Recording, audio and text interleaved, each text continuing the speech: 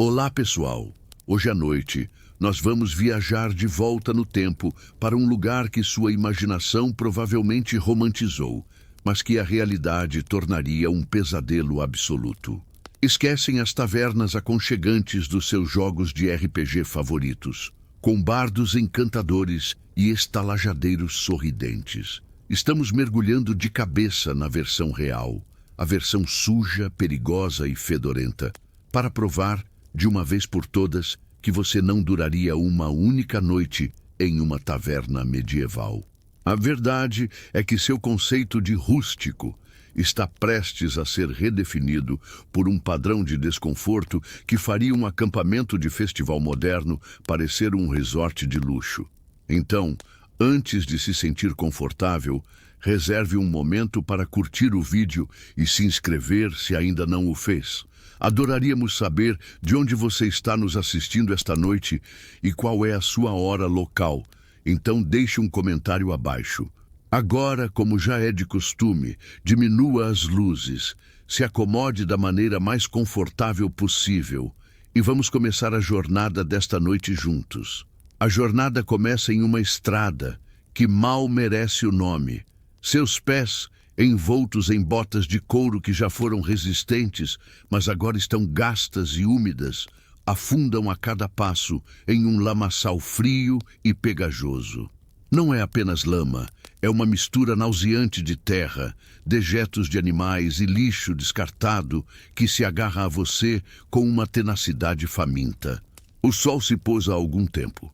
E o único brilho vem de uma lua pálida e doentia que se esconde atrás de véus de nuvens, lançando sombras que dançam como espectros nas bordas da floresta que ladeia o caminho. Cada estalo de um galho, cada uivo distante do vento, envia um arrepio pela sua espinha, um lembrete primitivo de que você é uma presa fácil neste mundo sombrio e implacável. Você está exausto, com os ossos doendo de um dia inteiro de caminhada, e a necessidade de um teto sobre sua cabeça tornou-se uma obsessão primordial, superando até mesmo a fome que rói seu estômago. É então que você o vê. Primeiro, você o ouve, um rugido baixo e confuso que sobe e desce com o vento, uma cacofonia de humanidade em seu estado mais cru. Depois, você o cheira. Oh, o cheiro! Ele atinge você como uma parede física, uma agressão aos seus sentidos. É uma mistura complexa e revoltante que seu cérebro do século XXI luta para processar. A base é a fumaça de madeira acre e não curada, espessa o suficiente para queimar seus olhos mesmo a 50 passos de distância. Por baixo disso, há o odor de corpos não lavados, um fedor pungente e azedo de suor velho impregnado em lã e couro úmidos. Há também o cheiro de cerveja derramada, que se tornou um mofo adocicado no chão de terra batida, e o aroma inconfundível de vômito recente, escondido em algum canto escuro. E flutuando sobre tudo isso, o cheiro onipresente de excrementos humanos e de animais, emanando de estábulos próximos e, sem dúvida, de dentro da própria taverna.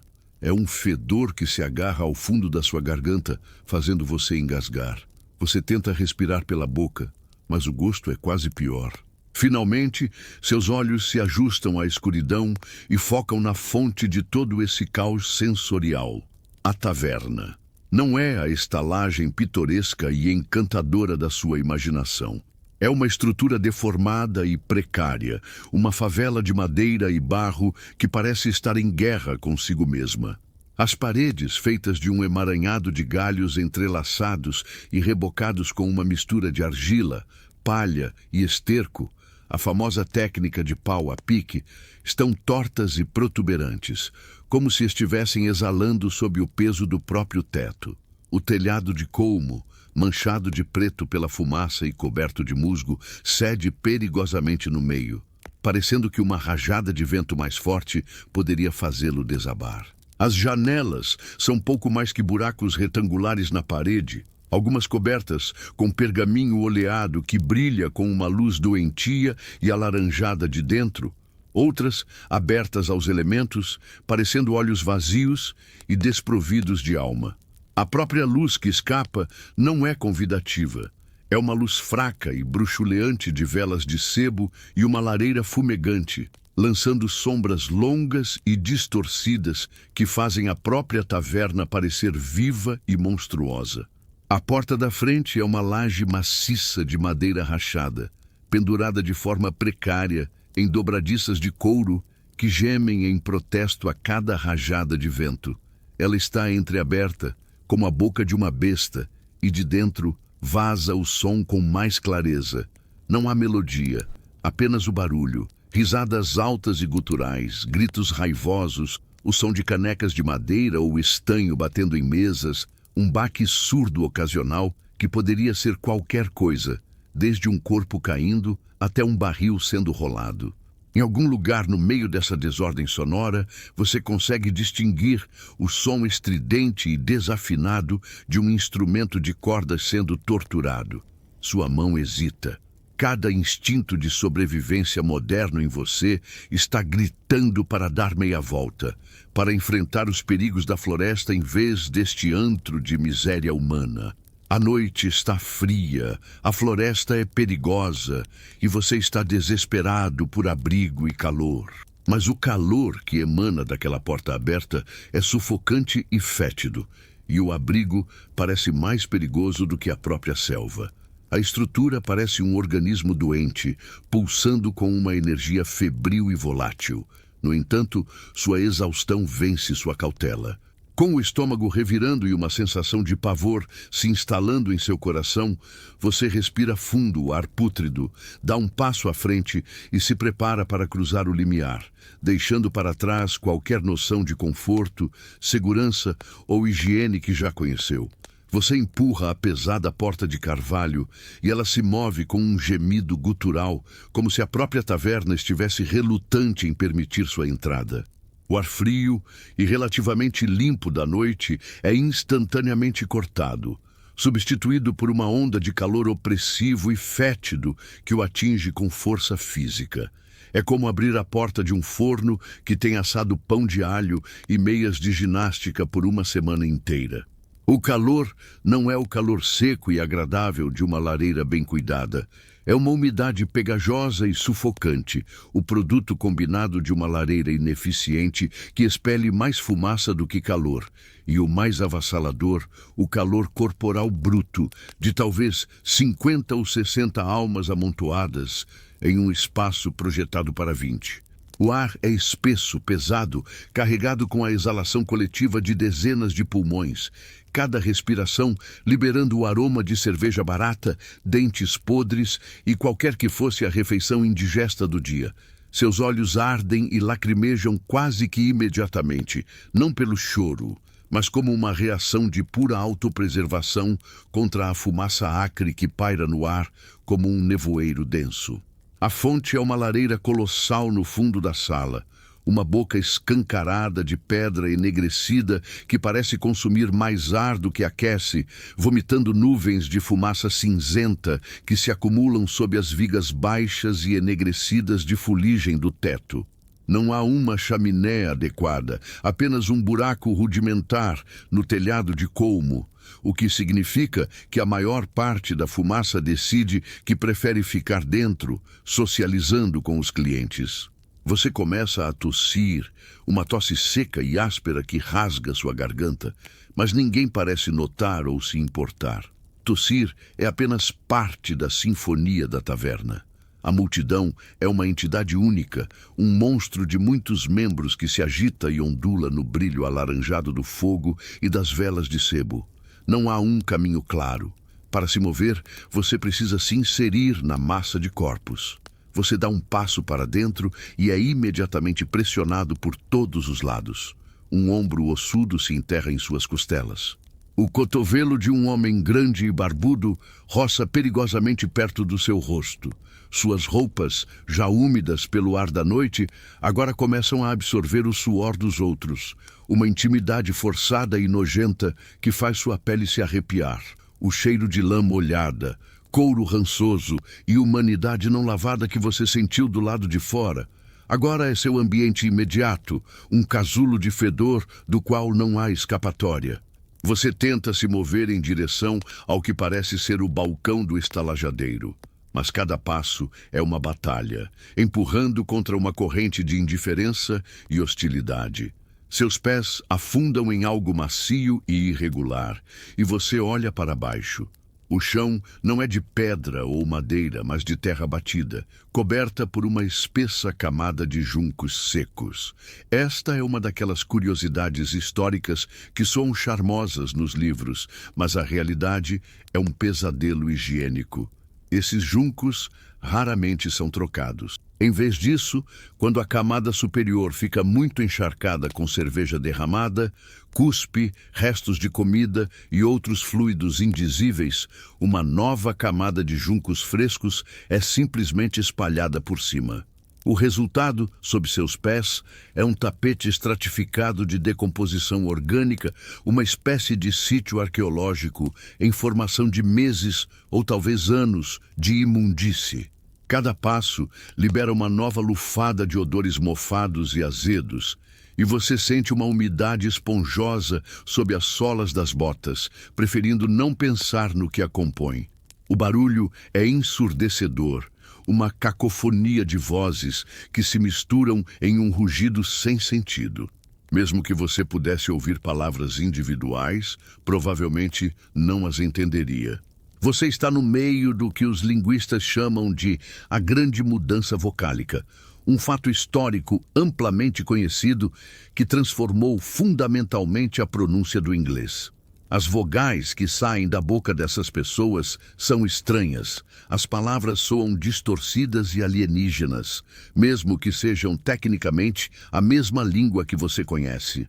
É como ouvir uma gravação tocada na velocidade errada. Essa barreira linguística o isola ainda mais, transformando o que deveria ser um lugar de comunidade em uma paisagem sonora de completo estranhamento. E então você percebe os olhares. No início, você pensou que a multidão era indiferente, mas agora você vê que estava errado. Enquanto você se move, as conversas diminuem brevemente. Os rostos se viram em sua direção. Os olhos o avaliam, frios e desconfiados. Suas roupas, embora simples para os seus padrões, são claramente diferentes. A maneira como você se porta, sua hesitação, sua óbvia repugnância ao ambiente, tudo isso o marca como um forasteiro.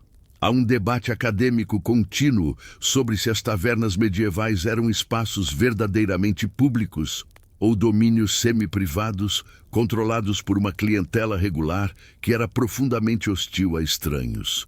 Aqui e agora, sentindo o peso de dezenas de olhares penetrantes, você tem sua resposta. Você não é um cliente bem-vindo. Você é uma anomalia, uma intrusão. Um homem com uma cicatriz no rosto que vai do olho ao queixo o encara abertamente, a mão descansando casualmente no punho de uma adaga em seu cinto. A mensagem é clara. Você não pertence aqui. O calor opressivo e a fumaça sufocante são apenas o começo.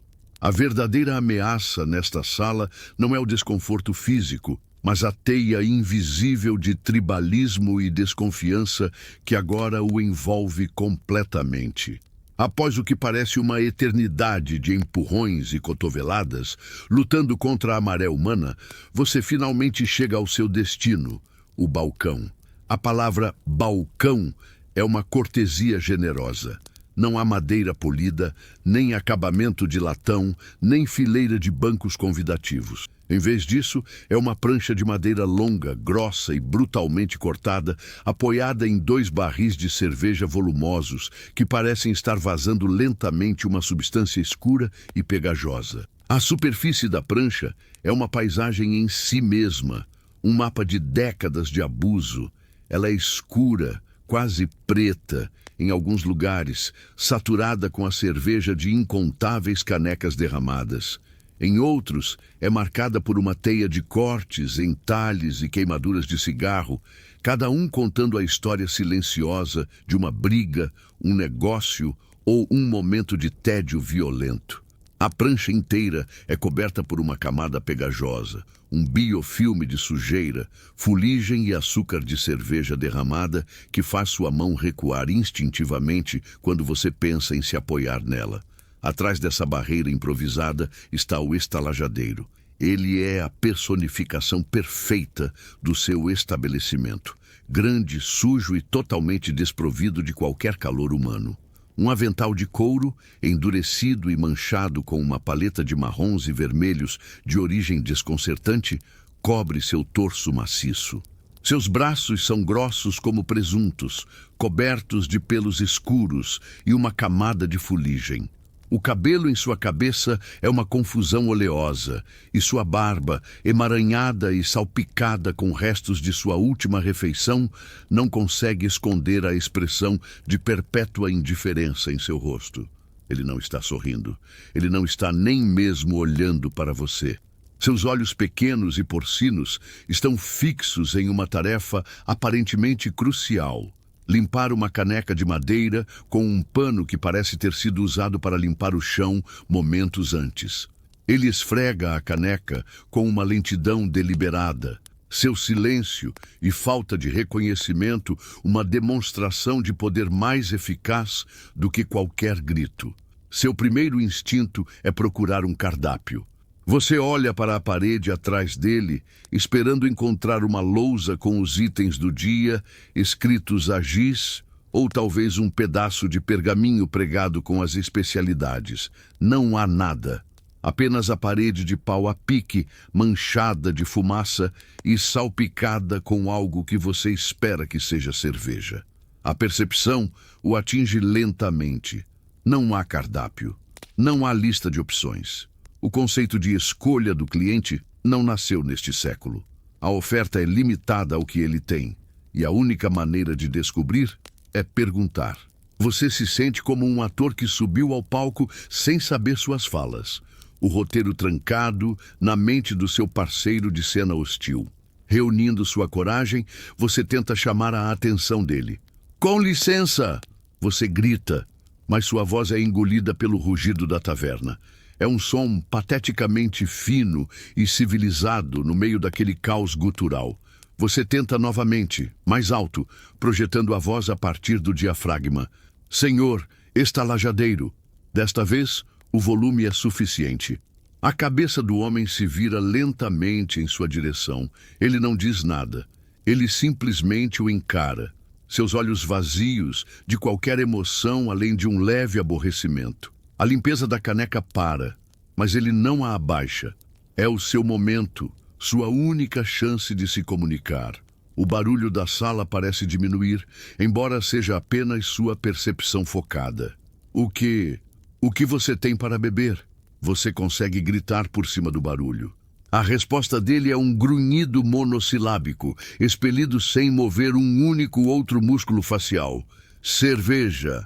Você espera por mais. Cerveja clara, escura, forte, fraca.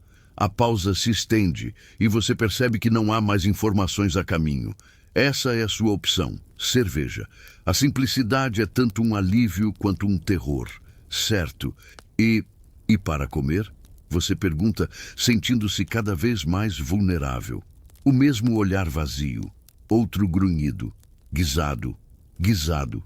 A palavra paira no ar entre vocês. Guisado de quê? Carne? Legumes? Ratos de porão? Há quanto tempo está cozinhando naquele caldeirão que você agora nota borbulhando preguiçosamente sobre o fogo? Fazer essas perguntas, você percebe, seria um erro grave. Seria marcar a si mesmo não apenas como um forasteiro, mas como um forasteiro exigente e problemático. Neste ambiente, isso poderia ser perigoso. Seu cérebro moderno, treinado para avaliar opções, ler avaliações e exigir transparência, está em curto-circuito. Você está operando com base na fé cega e na necessidade desesperada. Você acena com a cabeça, derrotado. Cerveja e guisado, por favor. O estalajadeiro não responde. Ele simplesmente se vira, finalmente colocando a caneca limpa no balcão com um baque surdo. Ele se abaixa atrás do balcão e você ouve o som de um líquido sendo despejado. Então ele pega a sua caneca, mergulha sem cerimônia em um balde de água parada e cinzenta sob o balcão, uma piscina comunitária de enxágue para todas as canecas, e a leva até a torneira de um dos barris.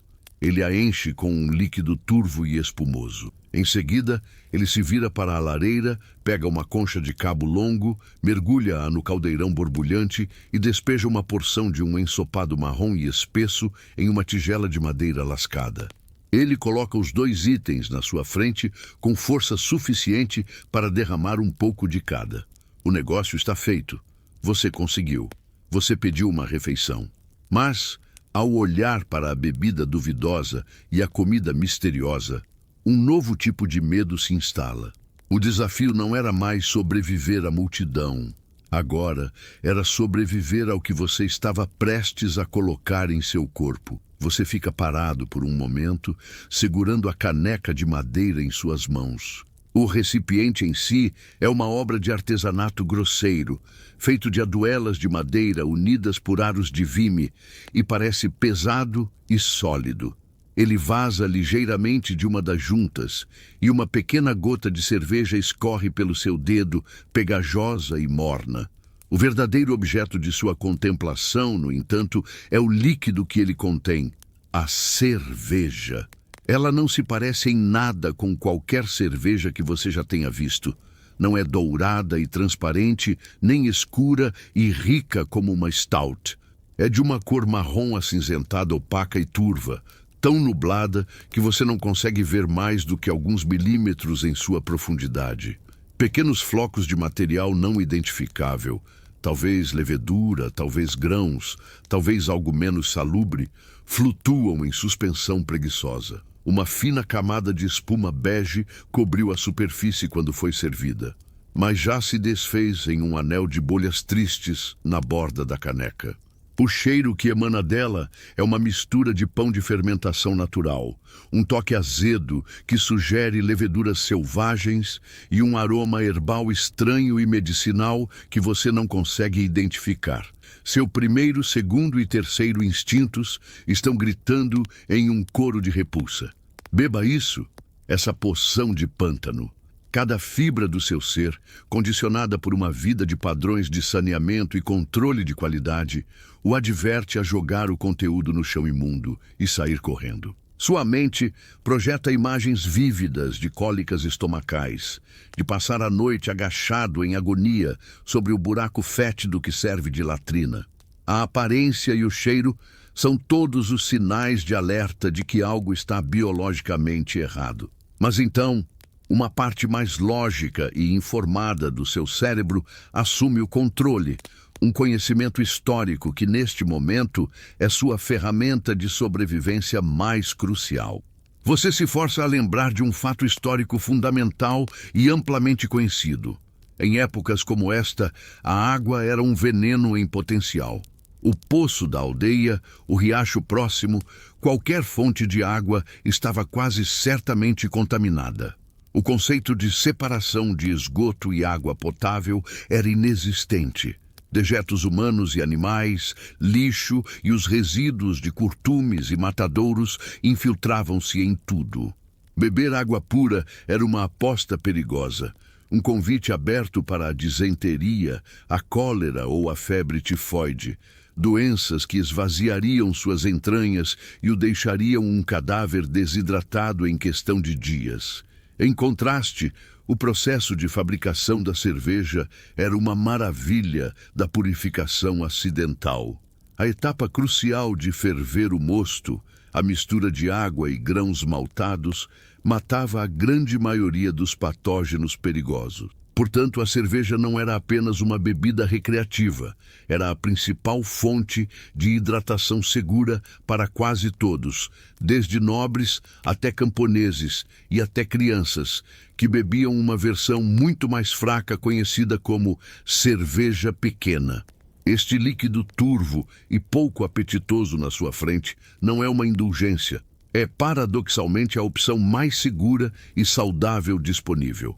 Com essa lógica sombria como seu consolo, você levanta a caneca aos lábios. O cheiro se intensifica, enchendo suas narinas.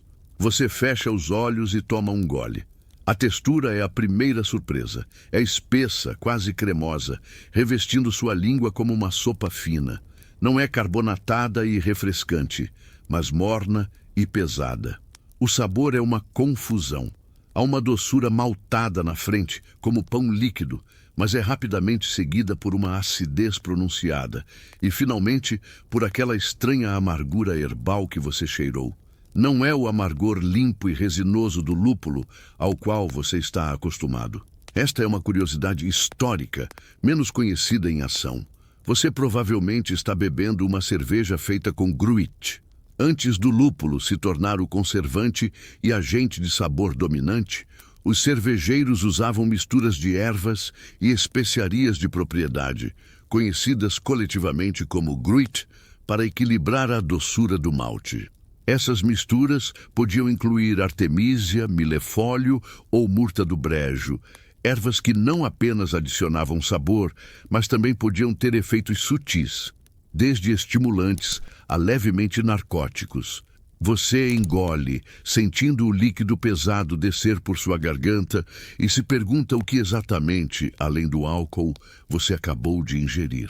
Enquanto você processa a experiência, um debate acadêmico vem à mente. A cerveja medieval era realmente nutritiva? Alguns historiadores a defendem como o pão líquido, uma fonte vital de calorias e vitaminas do complexo B para uma população cuja dieta era frequentemente escassa e monótona. Eles argumentam que, para o trabalhador médio, a cerveja era tanto comida quanto bebida. Outros acadêmicos são mais céticos, sugerindo que seu valor nutricional é superestimado e que seu principal benefício continuava sendo a hidratação segura e o conteúdo calórico. Olhando para o seu guisado misterioso e sentindo a densidade da cerveja em seu estômago, você decide se aliar ao primeiro campo por pura esperança. Você precisa que esta bebida seja nutritiva. Um leve calor do álcool começa a se espalhar por seu peito, acalmando a borda de sua ansiedade. A cerveja não é boa, mas é tolerável. E mais importante, é segura. Com essa pequena vitória, você segura sua caneca em uma mão e a tigela de guisado na outra, e se vira para enfrentar o caos da taverna mais uma vez, agora com uma nova missão: encontrar um lugar para se sentar e consumir sua refeiente refeição de sobrevivência. Com a tigela de guisado morno em uma mão e a caneca de cerveja pesada na outra, você se vira e enfrenta a sala novamente. A tarefa agora é um exercício de equilíbrio e navegação em um ambiente hostil. Você precisa encontrar um lugar para se sentar, um pequeno santuário em meio ao caos para consumir sua refeição de sobrevivência. Cada passo é premeditado. Você se move de lado como um caranguejo, tentando manter seu corpo entre a multidão e seus preciosos sustentos.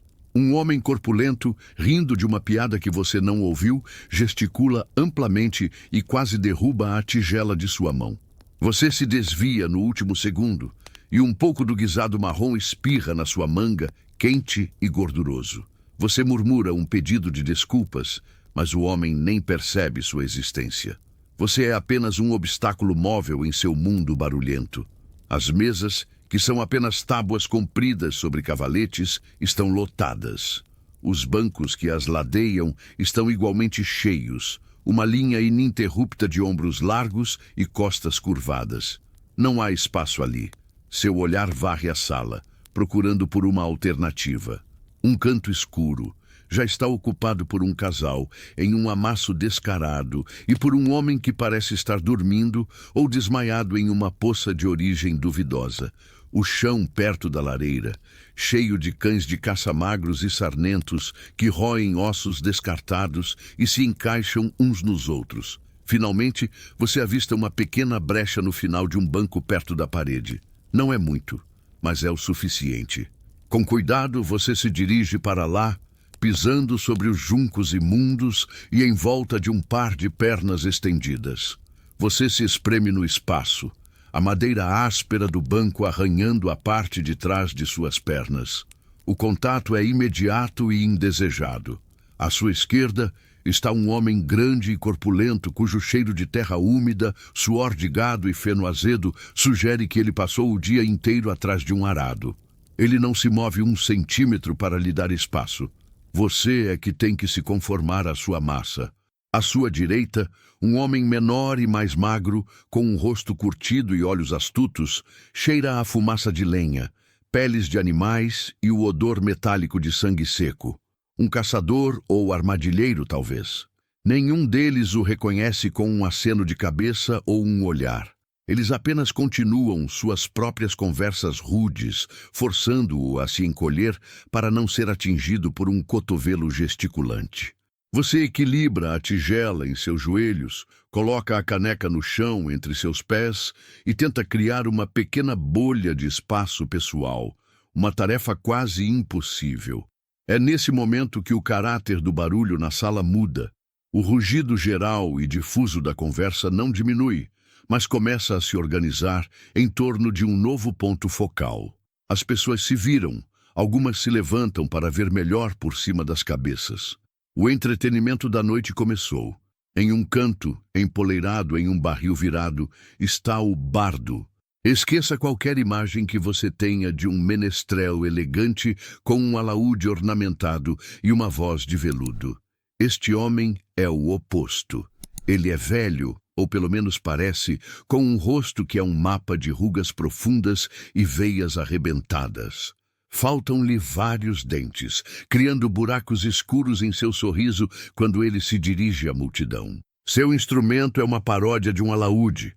O corpo de madeira está rachado e remendado com piche preto, e uma das cordas de tripa foi claramente substituída por um pedaço de arame fino, dando-lhe um zumbido metálico e discordante.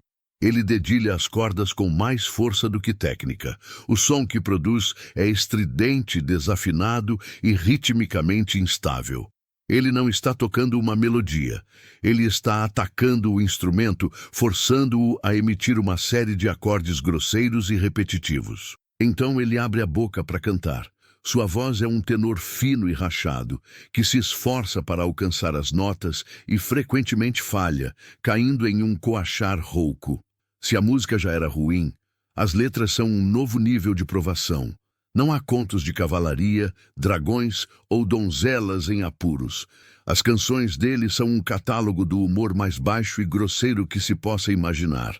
A primeira canção é sobre um moleiro que engana a esposa com a pastora, apenas para descobrir que a esposa o estava enganando com o padre da paróquia. A segunda é uma longa e detalhada balada sobre as aventuras flatulentas de um monge viajante. A terceira descreve, com detalhes gráficos e cômicos, o romance malfadado entre uma leiteira e um bode particularmente afetuoso. Para você, é uma tortura auditiva. A música é apenas mais ruído em cima do barulho, e as letras são tão infantis e vulgares que o deixam desconfortável. Você tenta se concentrar em seu guisado, mas é impossível ignorar. E o que é mais chocante é a reação da multidão. Eles amam isso. Eles não estão apenas tolerando, eles estão se deleitando. O agricultor ao seu lado bate a caneca na mesa a cada batida, derramando cerveja, o rosto vermelho de tanto rir da piada sobre o padre. Homens e mulheres gritam as falas mais rudes do refrão com um fervor quase religioso. Um mercenário de aparência perigosa, que antes o encarava, agora está jogando a cabeça para trás e gargalhando, revelando uma boca cheia de dentes estragados. Eles batem os pés, fazendo o chão de terra vibrar. Eles assobiam e aplaudem. Esta performance terrível não é uma distração. É o ponto alto da noite deles. É o entretenimento de primeira linha. Neste momento, sua alienação é completa. Você não está apenas fisicamente deslocado, você está culturalmente em um planeta diferente. O que para eles é alegria e comunhão, para você é uma demonstração de grosseria e falta de arte. Você abaixa a cabeça, tentando se proteger do som e da visão, e se concentra na tarefa sombria de comer seu guisado, sentindo-se mais sozinho do que nunca. Um estranho em uma terra não apenas estranha, mas também terrivelmente desafinada. Enquanto a performance grosseira do bardo continua a preencher a taverna com seu barulho desafinado, você tenta se concentrar em seu guisado. Você abaixa a cabeça, esperando que o vapor e o aroma questionável de sua própria comida possa de alguma forma criar uma barreira contra o mundo exterior. É um esforço inútil. O calor e a proximidade forçada no banco lotado criaram uma estufa de odores humanos que é impossível de ignorar. Você não está apenas ouvindo a Idade Média, você está inalando-a. E é uma experiência avassaladora. O homem à sua esquerda, o agricultor, exala uma aura pungente. É o cheiro de um dia de trabalho duro sob o sol, mas sem o benefício de um banho depois. O odor azedo e penetrante de suor seco está impregnado em sua túnica de lã. Uma peça de vestuário que provavelmente só é lavada algumas vezes por ano. Misturado a isso está o cheiro terroso do solo em que ele trabalha e o aroma inconfundível de esterco de animal, que se agarra a ele como um perfume permanente. Cada vez que ele se move, uma nova onda desse coquetel olfativo o atinge. Você se inclina sutilmente para a direita, tentando escapar, apenas para entrar na esfera de influência do caçador. O cheiro dele é diferente, mas não menos potente.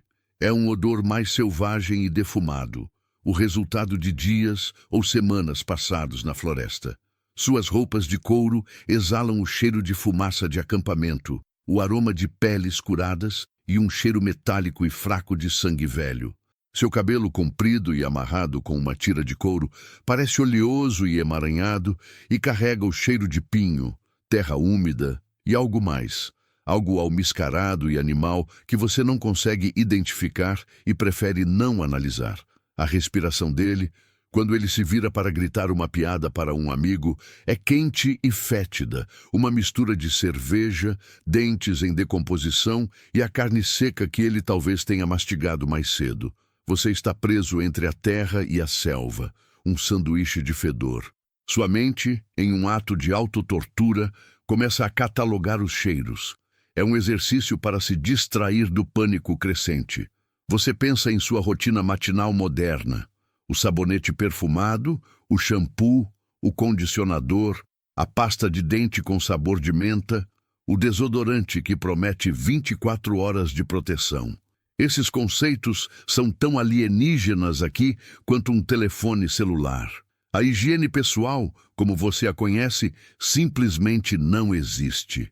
Um fato histórico amplamente conhecido, embora muitas vezes romantizado ou mal compreendido, é que o banho era um luxo, não uma rotina.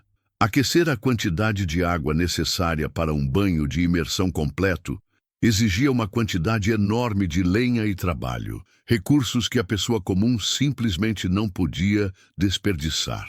Casas de banho públicas existiam em algumas cidades, sim, mas eram muitas vezes associadas à prostituição e a doenças, e certamente não eram uma opção para o viajante médio ou o camponês. Para as pessoas ao seu redor, lavar-se provavelmente significava um rápido mergulho das mãos e do rosto em uma bacia de água fria pela manhã. Um banho completo era um evento raro, talvez reservado para feriados ou antes de um casamento. O homem ao seu lado poderia não ter submergido totalmente em água por meses, ou mesmo um ano. A ironia é que eles não eram alheios aos maus odores. Uma curiosidade histórica revela que eles estavam cientes da podridão e tentavam combatê-la, apenas com métodos diferentes. Os ricos podiam carregar um pomander, uma bola de metal ornamentada, cheia de substâncias perfumadas como âmbar cinzento, almíscar ou especiarias caras, que eles seguravam no nariz ao passar por áreas fedorentas. As pessoas mais comuns podiam carregar pequenos sachês de ervas secas e perfumadas, como lavanda, alecrim ou tomilho. Eles não eliminavam a fonte do odor. Eles tentavam mascará-lo com um cheiro mais agradável.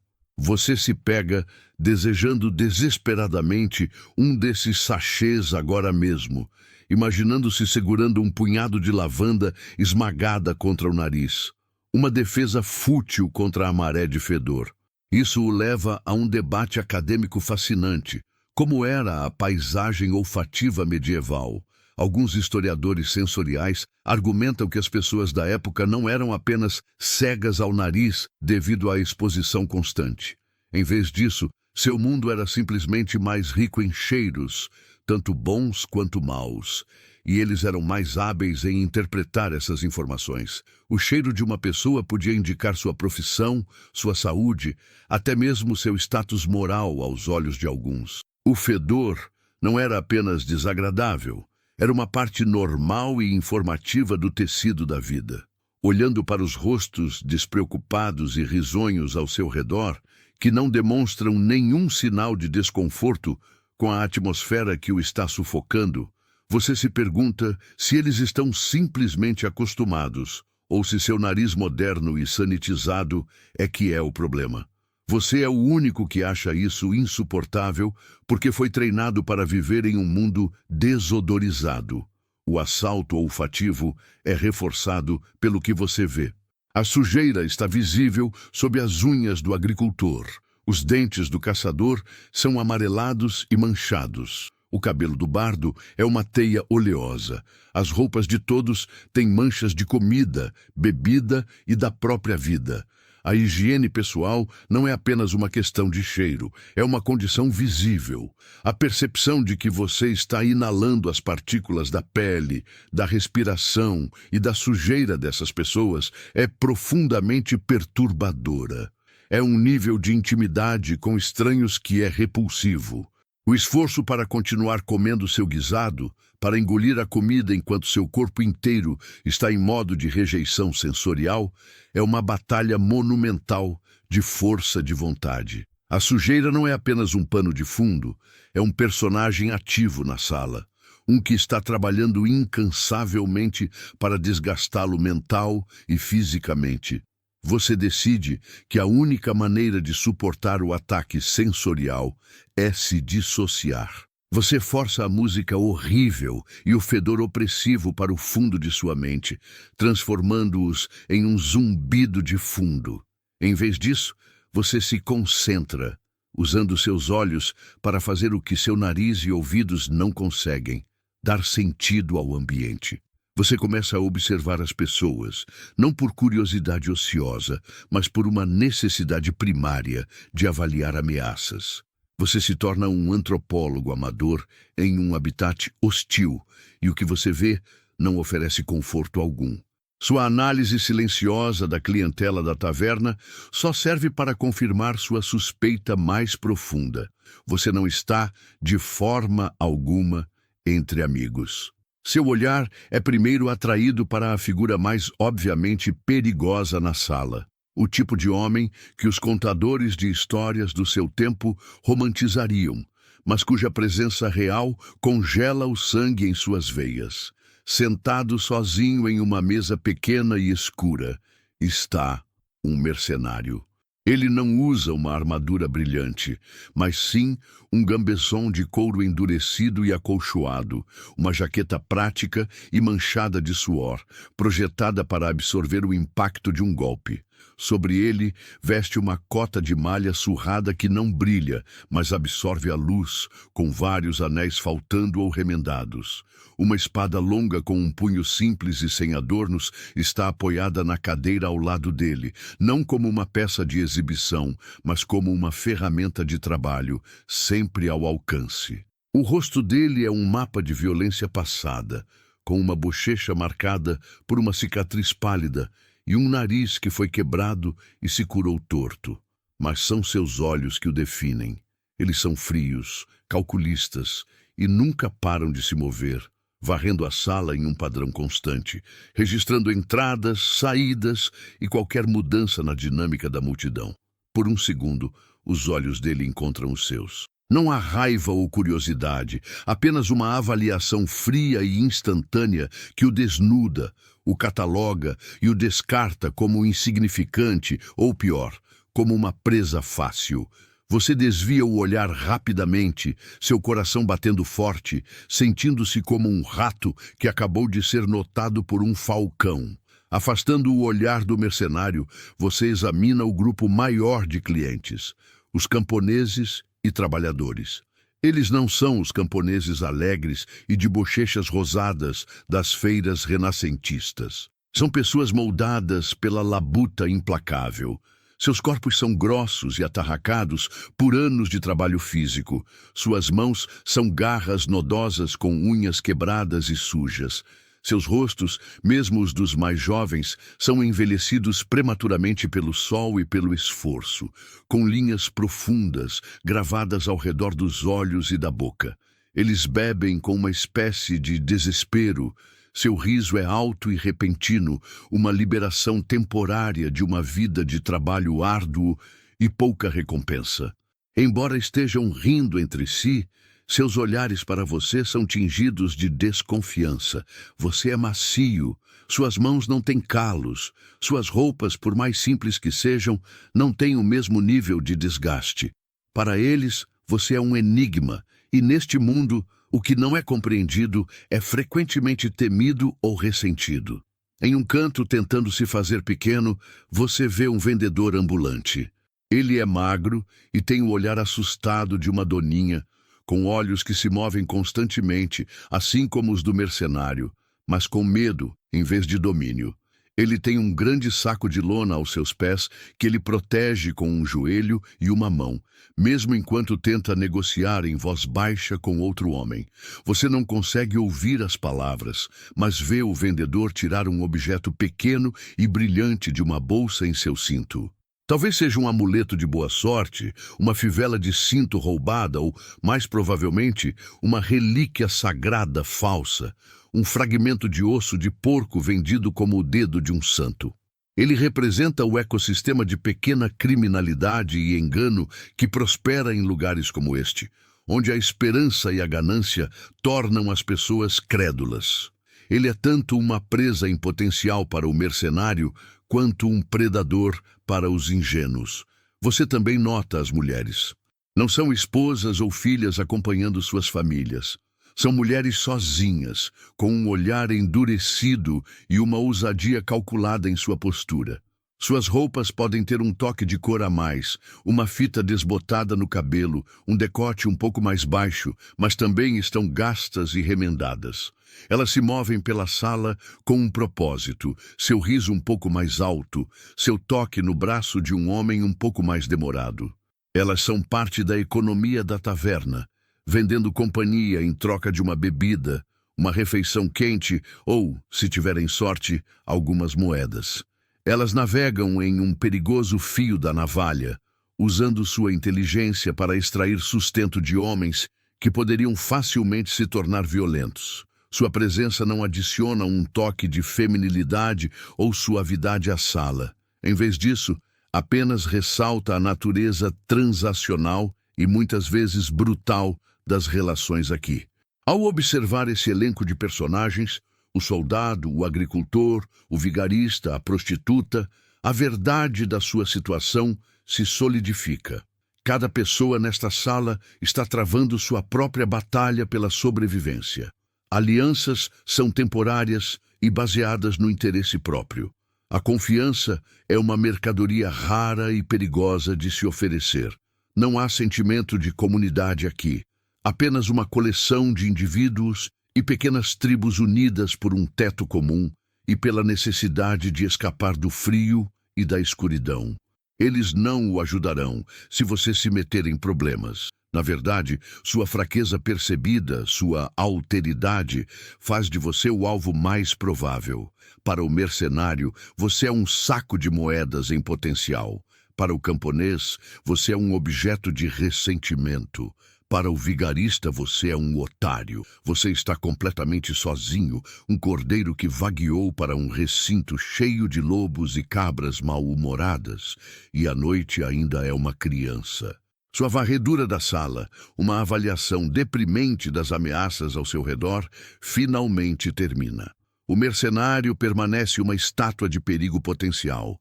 O vendedor ambulante continua suas negociações sussurradas. E os camponeses riem e bebem, alheios à sua crise existencial. Com um suspiro resignado, você desvia o olhar da fauna humana e o baixa para a flora, ou talvez a falta dela em seu colo. Chegou a hora de enfrentar o guisado. A tigela de madeira, que parece ter sido usada por gerações, está quente em suas mãos. Dentro dela, o guisado se assenta, uma massa espessa, opaca, de uma cor indefinível entre o cinza e o marrom. Não há pedaços distintos de vegetais ou carne flutuando em um caldo. Em vez disso, é uma pasta homogênea. Um purê grosseiro onde todos os ingredientes se renderam e se fundiram em um único ser.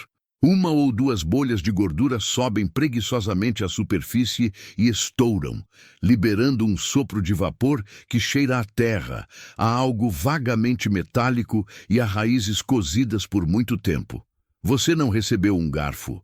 Garfos eram uma afetação italiana exótica, muitas vezes vistos com suspeita como um instrumento efeminado ou desnecessariamente delicado em um mundo que valorizava a praticidade robusta. Você também não recebeu uma colher. Talvez tenha que pagar a mais por uma, ou talvez o estalajadeiro simplesmente não se importe.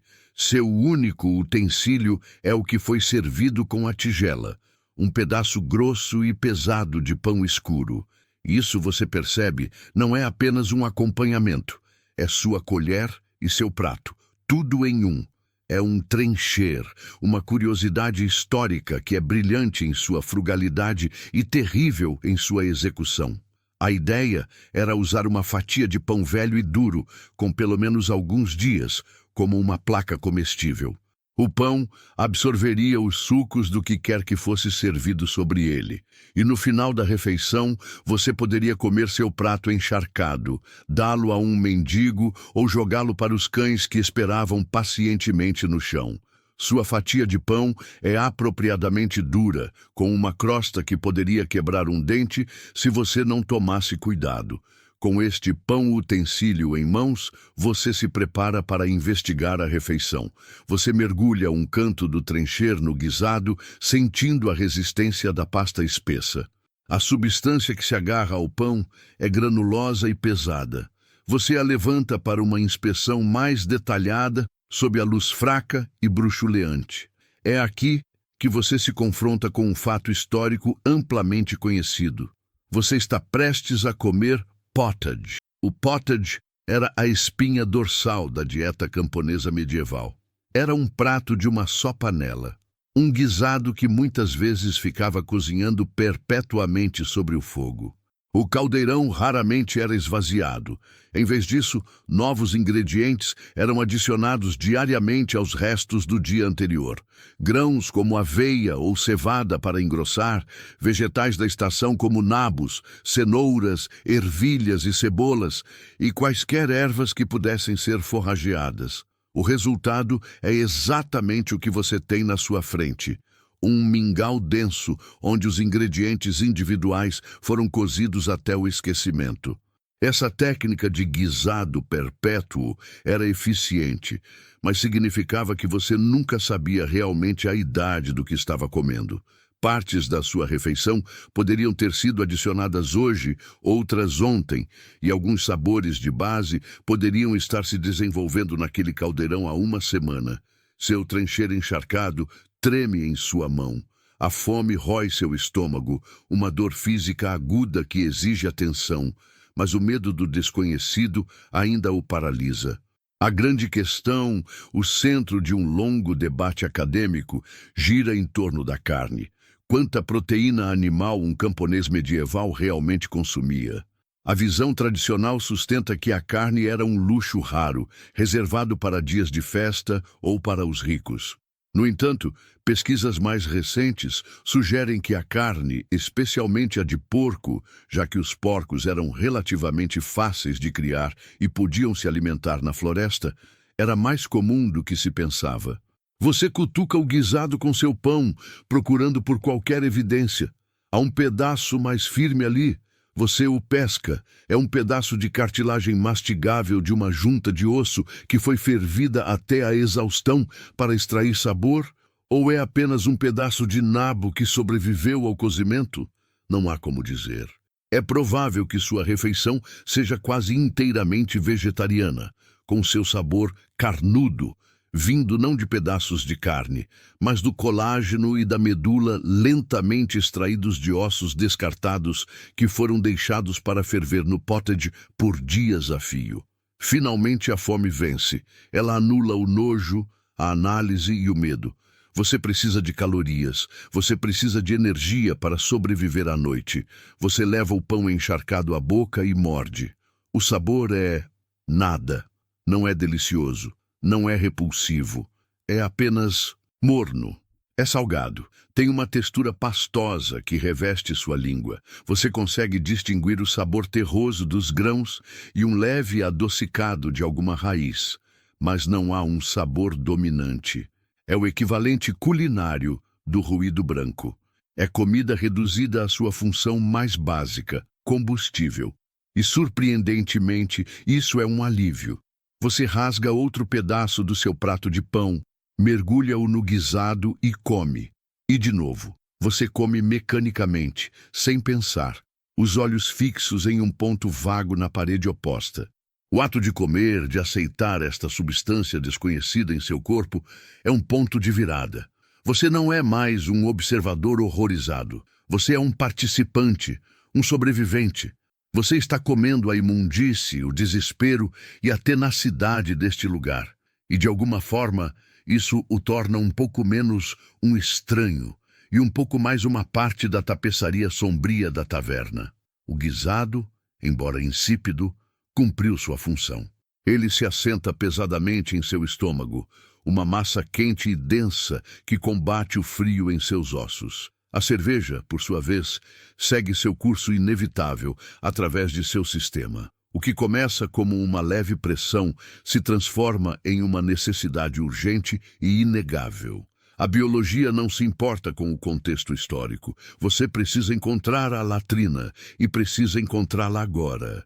A ideia de se levantar e mergulhar de volta na multidão é desanimadora, mas a alternativa é um desconforto que logo se tornará uma agonia e uma humilhação pública.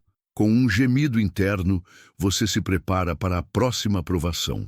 Não há placas, nem setas, nem um pictograma universal para um banheiro. Você precisa de informações. A perspectiva de perguntar a qualquer um dos seus vizinhos de banco é zero. Você não quer iniciar uma conversa que possa ir além de um grunhido e um dedo apontado. Seus olhos se voltam para a única fonte de autoridade, por mais hostil que seja, o estalajadeiro.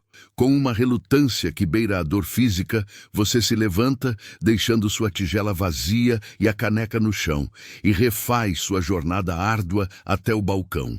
O estalajadeiro está agora envolvido em uma discussão acalorada com um cliente sobre o preço de alguma coisa. Você espera, mudando de um pé para o outro, a urgência crescendo a cada segundo. Finalmente, a discussão termina com o cliente jogando algumas moedas no balcão e se afastando resmungando. O estalajadeiro varre as moedas para uma bolsa de couro e se vira para você com um olhar que pergunta: o que diabos você quer agora? A privada? Você pergunta, usando o termo mais simples e direto que consegue pensar. Sua voz sai mais alta do que o pretendido devido à necessidade de gritar por cima do barulho.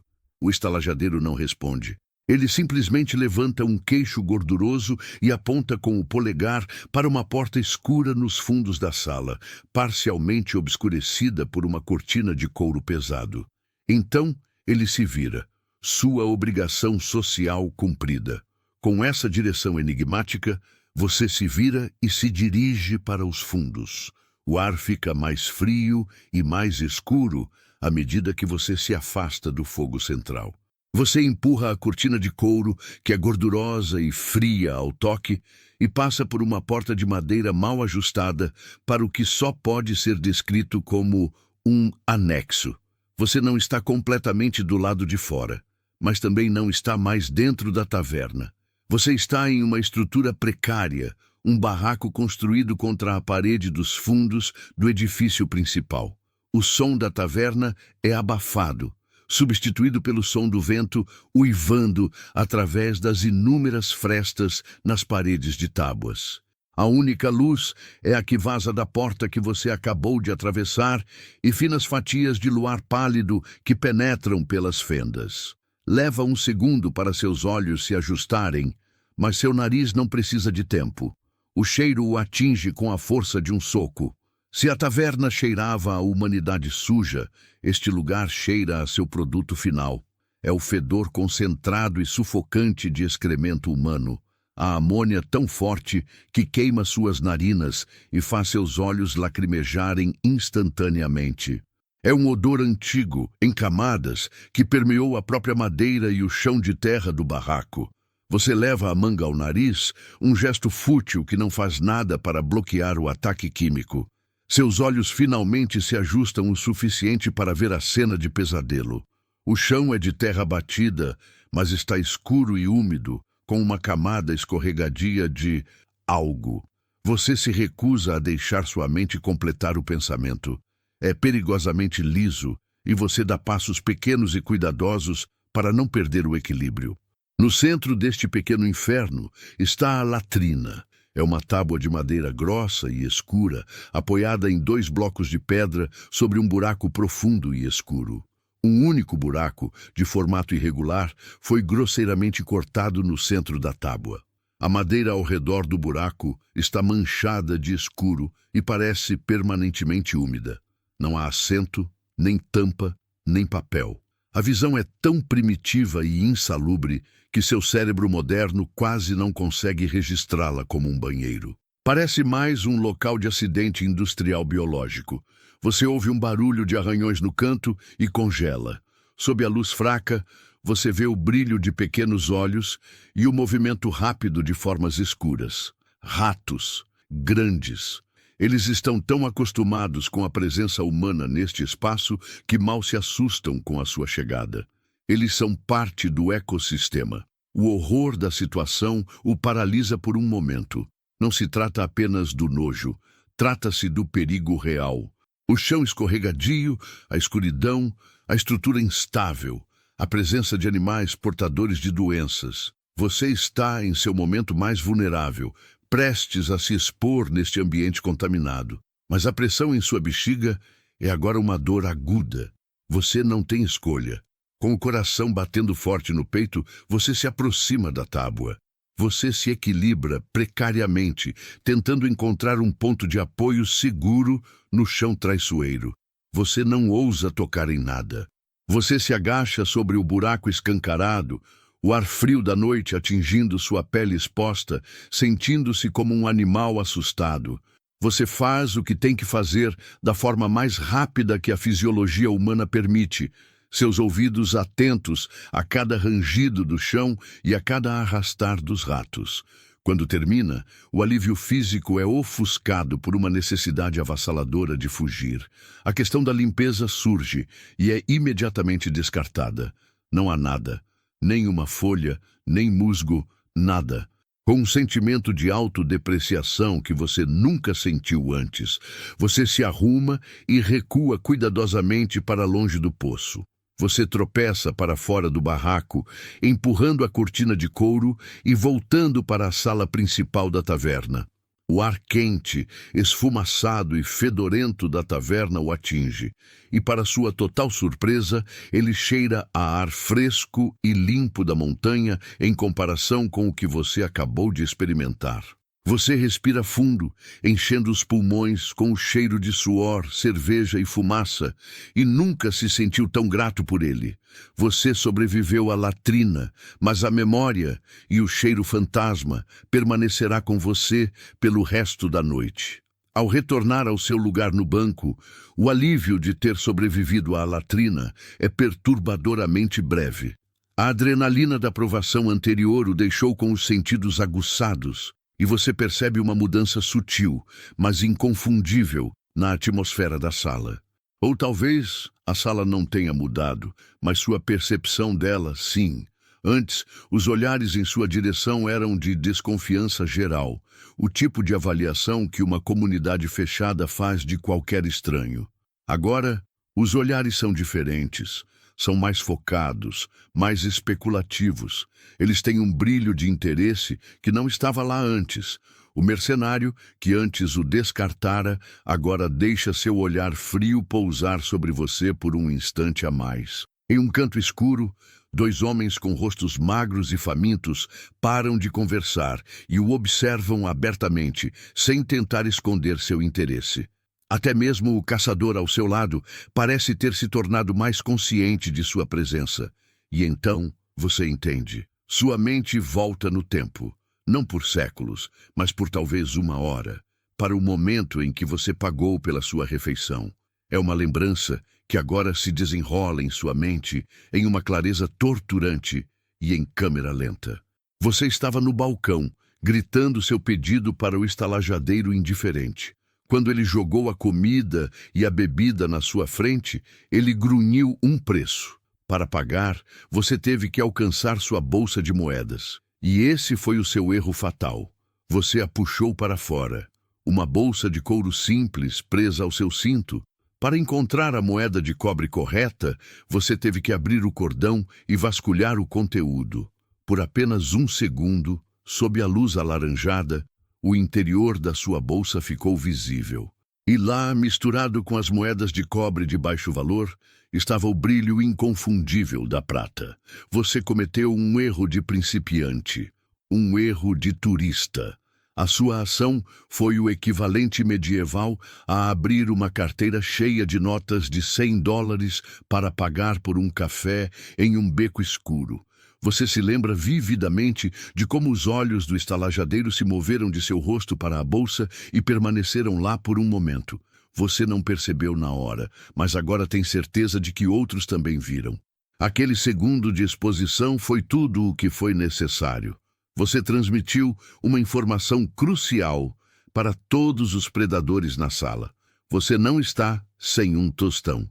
Você tem dinheiro e possivelmente mais do que aparenta. Sua falta de familiaridade com as finanças da época o traiu. Um fato histórico amplamente conhecido é que não havia uma moeda padronizada como a que você conhece. Sua bolsa é uma mistura caótica, um reflexo da economia fragmentada. Existem pequenos centavos de prata, alguns cunhados localmente, outros de um reino distante. Existem meios centavos e farthings, que não são moedas separadas, mas literalmente centavos de prata que foram fisicamente cortados em metades ou quartos para dar troco. Cada transação era uma negociação e uma avaliação. O estalajadeiro teria examinado sua moeda, talvez até a pesado na palma da mão, para garantir que não era falsa ou cortada demais. Todo esse ritual demorado chamou a atenção para o seu pagamento e para a sua bolsa. Você, atrapalhado com essa coleção confusa de prata e cobre, transmitiu não apenas riqueza, mas também inexperiência. Agora você se lembra de uma curiosidade histórica sobre segurança pessoal que leu uma vez e se amaldiçoa por sua estupidez. As pessoas que tinham algo a proteger não o carregavam em um lugar óbvio. Elas usavam uma bolsa íntima, uma pequena bolsa secreta costurada no forro de suas roupas ou usada sob a túnica perto do corpo. A bolsa em seu cinto era para pequenas despesas diárias, contendo apenas algumas moedas de cobre. Você, em sua ignorância, misturou tudo. Você usou sua conta bancária para comprar o jantar, sinalizando para todos que você era ingênuo e provavelmente um alvo lucrativo. Essa percepção o joga de cabeça em um debate acadêmico sobre a natureza da criminalidade medieval. Alguns historiadores, citando registros judiciais repletos de assaltos e assassinatos, argumentam que a vida medieval era excepcionalmente violenta e que o medo da agressão era um companheiro constante. Outros alertam que tais registros podem inflar a realidade e que fortes controles sociais e o medo da punição, muitas vezes brutal, mantinham um certo nível de ordem. Sentado naquele banco, sentindo os olhares em suas costas como agulhas, você sabe em qual lado do debate você se encontra agora. Para você, a ameaça de violência não é uma estatística histórica. É uma presença viva e pulsante nesta sala. É o brilho nos olhos dos homens no canto. É a maneira como o mercenário agora parece estar relaxado, como um gato que sabe que um rato está preso na sala com ele. A paranoia se instala, fria e aguda. De repente, você está hiperconsciente da bolsa em seu cinto. Você pode sentir seu peso, um pêndulo de desgraça batendo contra seu quadril. Você move sua mão casualmente para cobri-la com o braço. Foi um movimento óbvio demais? Agora eles sabem que você sabe. Cada sussurro na sala parece ser sobre você. Cada risada parece estar zombando de sua vulnerabilidade. O ambiente da taverna se transformou. Não é mais apenas um lugar desconfortável e sujo. Tornou-se uma armadilha, um palco onde você é o protagonista de uma peça que provavelmente terminará com você sendo arrastado para um beco. Seu objetivo mudou drasticamente. Não se trata mais de encontrar um lugar para dormir. Trata-se de permanecer vivo e com suas posses até o amanhecer. E a perspectiva de fechar os olhos nesta sala, mesmo por um segundo, agora parece uma sentença de morte. Sua paranoia é um manto frio sobre seus ombros. Cada sombra na taverna parece se alongar, cada risada parece ter um tom de zombaria. Você está tão focado na ameaça percebida à sua bolsa de moedas que quase não percebe a outra panela de pressão na sala que está prestes a explodir. A taverna inteira é um barril de pólvora de queixas não ditas, honra frágil e álcool barato. A sua presença é apenas uma das muitas fontes de tensão. O ar está pesado, não apenas com fumaça, mas com uma eletricidade estática de violência iminente. Você sente isso em seus ossos. É apenas uma questão de onde e quando a primeira faísca vai voar. Acontece a 2 mesas de distância de você. Um pequeno grupo de homens, talvez trabalhadores de uma fazenda local ou barqueiros do rio, estava jogando dados. O jogo, uma busca barulhenta e movida à cerveja por alguns centavos, vinha ficando cada vez mais alto e mais acalorado. Você os notou de relance, mas os descartou como uma ameaça menor. Agora uma voz se eleva acima das outras, cortando o zumbido da sala com uma acusação afiada como vidro quebrado. Ladrão, você trapaceou. A palavra ladrão ecoa, um gatilho instantâneo. O acusado, um homem corpulento com um rosto vermelho e inchado, levanta-se abruptamente, derrubando o banco em que estava sentado com um estrondo. Você me chama de ladrão? Ele ruge, o peito estufado. Eu, que sou um homem honesto. O que acontece a seguir não é uma escalada gradual. É uma detonação. Não há mais palavras. O acusador, menor, mas mais rápido, joga o conteúdo de sua caneca de cerveja na cara do homem corpulento. Por um instante, o tempo parece congelar. O homem corpulento fica ali, cerveja escorrendo por sua barba, os olhos arregalados de choque e fúria. E então ele explode. Com um grito de raiva que é mais animal do que humano, ele se lança para a frente e vira a mesa de jogo. As canecas de madeira, os dados de osso e as poucas moedas de cobre voam pelo ar. A frágil paz da taverna se estilhaça em 1 milhão de pedaços. A briga não é uma dança coreografada de socos e bloqueios. É uma confusão feia, desesperada e brutalmente real. É uma tempestade de membros se agitando. O homem corpulento agarra o acusador pela túnica e o puxa para perto, desferindo um soco pesado e desajeitado que erra o queixo e acerta o ombro com um baque surdo. O homem menor, em contrapartida, não tenta lutar boxe. Ele luta para sobreviver. Ele enfia os dedos nos olhos do homem maior, que grita de dor e o solta. Amigos de ambos os lados, que estavam assistindo momentos antes, agora entram na briga. Não é mais uma disputa entre 2 homens. Tornou-se uma briga de facções. Você reage por puro instinto. Você se joga para o lado, saindo do banco, no momento em que um corpo é arremessado para trás e aterrissa com um baque de partir os ossos exatamente onde você estava sentado. Você cai de joelhos no chão imundo e pegajoso, o cheiro de juncos mofados e cerveja derramada enchendo suas narinas. O caos irrompe ao seu redor. Um banco de madeira é levantado e quebrado nas costas de alguém com um estalo doentio. Uma caneca de estanho voa pelo ar, errando sua cabeça por centímetros e amassando a parede de pau a pique com um baque metálico. Não há regras, não há honra. É apenas violência em sua forma mais crua. Homens rolam no chão, socando, arranhando, mordendo. Alguém pega um punhado dos juncos imundos e os joga no rosto de um oponente, uma tática primitiva, mas eficaz, para cegá-lo momentaneamente.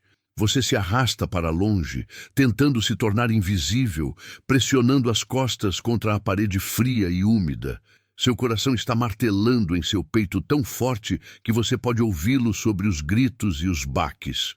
O medo é uma coisa física, um gosto de cobre em sua boca. De seu ponto de vista aterrorizado, você vê a reação do resto da taverna.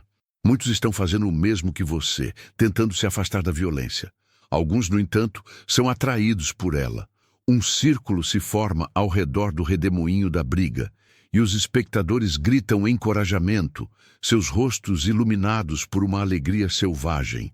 Eles estão torcendo, fazendo apostas sobre quem cairá primeiro. O estalajadeiro está de pé em seu balcão, gritando ameaças sobre danos à sua propriedade, mas sem fazer nenhum movimento para intervir. E o mercenário, você o vê. Ele não se moveu 1 centímetro de sua cadeira. Ele simplesmente pegou sua espada e a colocou em seu colo. Ele está observando a briga com um olhar de desinteresse profissional, como um açougueiro observando 2 cães brigando por um osso. Isso, para ele, é apenas parte do ambiente, um ruído de fundo normal. A violência atinge um clímax febril. O homem corpulento que iniciou a briga consegue pegar um dos bancos quebrados e o usa como um porrete, derrubando um de seus adversários com um golpe na lateral da cabeça. O homem cai como um saco de grãos e não se move. A visão do corpo imóvel no chão parece tirar um pouco da energia da briga. Os combatentes restantes, agora ofegantes e ensanguentados, se separam lentamente, lançando um último olhar de ódio um para o outro. A tempestade passou, tão rapidamente quanto começou. Mas a sala não volta ao normal. O ar agora está carregado com o cheiro de adrenalina, suor fresco e o odor metálico de sangue.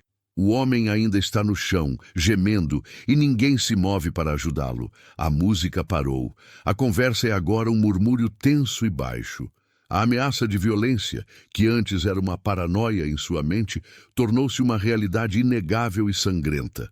Você fica tremendo contra a parede, o corpo tenso, percebendo que o perigo nesta sala não é apenas o roubo calculado, mas também a explosão súbita e imprevisível da brutalidade humana. E você está preso no meio disso. A briga termina tão subitamente quanto começou, mas deixa uma cicatriz na atmosfera da taverna.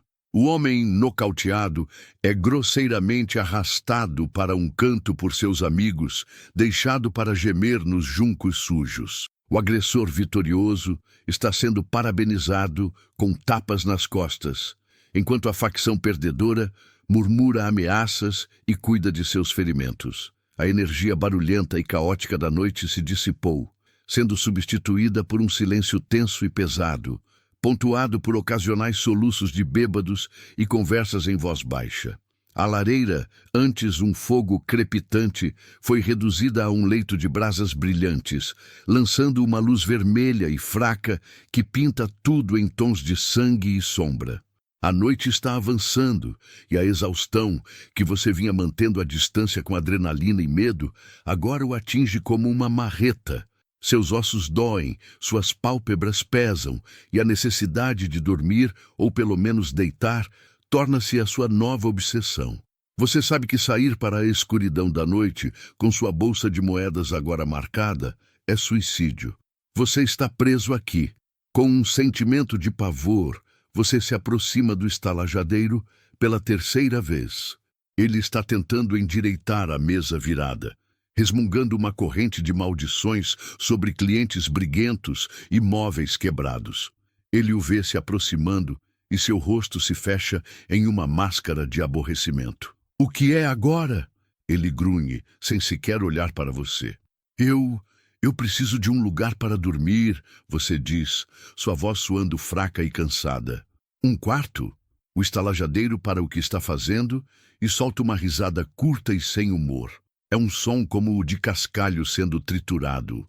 Um quarto? Ele repete, como se você tivesse perguntado se ele tinha um dragão de estimação. Olhe ao seu redor, seu idiota. Isto aqui não é um palácio. Você acha que eu tenho quartos? Ele gesticula com um braço grosso para a sala comum e suja. Isto é o que eu tenho.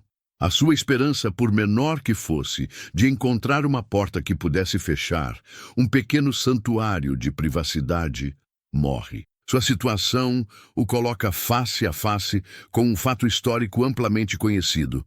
O sono comunitário era a norma absoluta. A ideia de um quarto privado era um luxo reservado aos muito ricos. Para todos os outros, dormir era uma atividade tão pública quanto comer. As pessoas dormiam juntas em grandes salões, em sótãos, ou mesmo várias, em uma única cama grande, aninhadas juntas para se aquecer. O estalajadeiro, vendo seu desespero, oferece suas acomodações. Você tem duas escolhas, ele diz, contando nos dedos gordurosos. Uma moeda de cobre pelo chão aqui. Ele aponta para o chão imundo, coberto de juncos, onde alguns outros viajantes já estão se acomodando, usando suas capas como cobertores e suas bolsas como travesseiros, uma proposta arriscada em seu caso. Ou meio cobre pelo estábulo. Seu cérebro processa as opções, cada uma mais horrível que a outra. Dormir no chão aqui significa estar cercado por bêbados, ladrões em potencial e os perigos residuais da violência da noite. Você estaria dormindo no meio do lixo, do cuspe e do sangue derramado da briga recente. Enquanto você pondera, uma curiosidade histórica sobre arranjos de dormir se desenrola. Um comerciante um pouco mais bem vestido, que observou a briga de uma distância segura, está discutindo com o estalajadeiro. Ele pagou por uma cama e descobre que isso não significa uma cama para si mesmo. O estalajadeiro está explicando com uma paciência forçada que o preço lhe dá direito a um lugar em uma das duas camas em um pequeno quarto dos fundos e que ele terá um companheiro de cama esta noite. O comerciante está horrorizado com a perspectiva de dividir um colchão de palha com um estranho, mas o estalajadeiro é inflexível. O termo estranhos companheiros de cama nunca lhe pareceu tão literal. A miséria do comerciante faz sua própria escolha parecer um pouco menos terrível em comparação. Sua hesitação e seu óbvio horror à falta de privacidade o marcam mais uma vez como um forasteiro. Isso o leva a um debate acadêmico sobre o próprio conceito de privacidade na era medieval. Muitos historiadores argumentam que a noção moderna de privacidade, o desejo de estar sozinho e sem ser observado, era simplesmente inexistente para a maioria das pessoas. A vida era vivida em público. A solidão era frequentemente associada à loucura ou à santidade, no caso dos eremitas, mas para a pessoa comum era uma condição estranha e indesejável. Sua necessidade desesperada por um espaço pessoal, por uma porta trancada, é um anacronismo. As pessoas ao seu redor não veem nada de errado em se amontoarem para dormir. É simplesmente como o mundo funciona. Seu desejo por privacidade é o que é estranho aqui. Você toma uma decisão. O chão da sala comum parece muito arriscado. Os homens que estavam de olho em sua bolsa estão lá. Dormir tão perto deles parece um convite ao desastre. O estábulo, por mais nojento que seja, parece marginalmente mais seguro. Pelo menos os animais não tentarão cortar sua garganta por algumas moedas de prata. O estábulo, você diz ao estalajadeiro, sua voz cheia de resignação. Ele pega sua meia moeda de cobre com um aceno de cabeça e aponta para outra porta, perto de onde você foi para a latrina. Você atravessa a sala uma última vez, passando pelos corpos que começam a se espalhar pelo chão e abre a porta do estábulo. O cheiro o atinge imediatamente. Uma mistura potente de feno úmido, suor animal e o odor forte e amoniacal de esterco. É mais limpo que a latrina, mas ainda assim avassalador. O estábulo é frio e cheio de correntes de ar. Sob a luz fraca da lua que entra por uma janela alta, você pode ver as formas de um cavalo e talvez uma ou duas vacas em suas baias. Em um canto, alguns outros viajantes indigentes já fizeram um ninho na palha. O chão é uma camada espessa de palha velha e suja. Com um suspiro que parece carregar todo o peso de sua experiência, você caminha até o canto mais distante e vazio, junta um monte da palha menos imunda e se prepara para passar a noite em sua nova casa. Você se arrasta para o seu canto designado no estábulo, um espaço que não é definido por paredes, mas pela ausência de outros corpos. O ar aqui é espesso, com o cheiro rico e avassalador de amônia do esterco, o aroma adocicado do feno em decomposição e o cheiro quente e almiscarado dos animais.